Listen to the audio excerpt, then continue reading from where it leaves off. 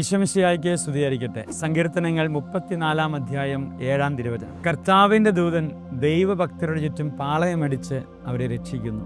ആരെയാണ് ദൈവം രക്ഷിക്കുക? ദൈവഭക്തരെ എന്നാണ് പറയുക. അങ്ങനെയെങ്കിൽ ഈ നോമ്പ് കാലത്ത് നമുക്കുണ്ടായിരിക്കേണ്ട ഏറ്റവും വലിയ പുണ്യം ഒരു ദൈവഭക്തനായി മാറുക എന്നുള്ളതാണ്. അത് ബാഹ്യ പ്രകടനങ്ങളല്ല. ആത്മാവിൽ വളരുമ്പോൾ മാത്രമേ ദൈവത്തിൻ്റെ ഒരു സംരക്ഷണം നമുക്ക് കിട്ടുകയുള്ളൂ. പ്രിയപ്പെട്ടവരെ, നിങ്ങളിങ്ങനെ ഒത്തിരി ഭക്തകൃത്യങ്ങളൊക്കെ ചെയ്യുന്നുണ്ടാകാം. നോമ്പെടുക്കുന്നുണ്ട്, പ്രാർത്ഥിക്കുന്നുണ്ട്, ഉപവസിക്കുന്നുണ്ട്, എല്ലാം ചെയ്യുന്നുണ്ട്. പക്ഷേ ആത്മാവിലുള്ള വളർച്ചയാണ് ഈശോ ആഗ്രഹിക്കുന്നത്.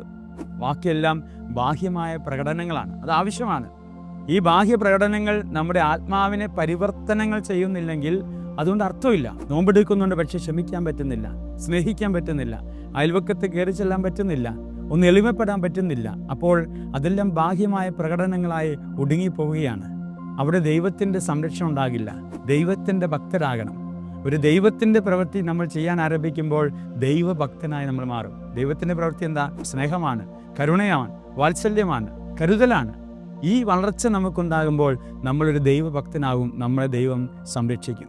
ഈശോയെ, നിൻ്റെ ഭക്തിയിൽ വളരുവാനും നീ സംരക്ഷിക്കുന്ന ഒരു മനുഷ്യനായി തീരുവാനും ഞങ്ങളുടെ കുടുംബങ്ങളെ, ജീവിതങ്ങളെ അനുഗ്രഹിക്കണമെന്ന് നമുക്ക് പ്രാർത്ഥിക്കാം.